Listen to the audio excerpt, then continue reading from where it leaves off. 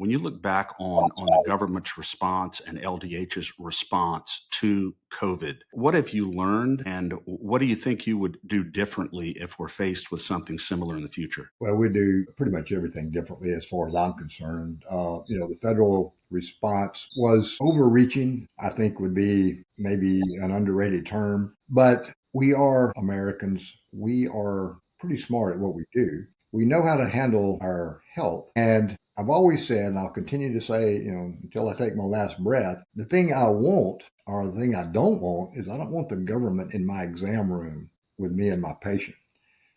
I consider the doctor patient relationship probably more sacred than the marriage bond because my patients, I'm sure all doctors' patients, will tell them things that they won't tell their spouse. And I honor that. I appreciate the trust, but my job is to protect that trust from anyone that doesn't have a business knowing what we're talking about.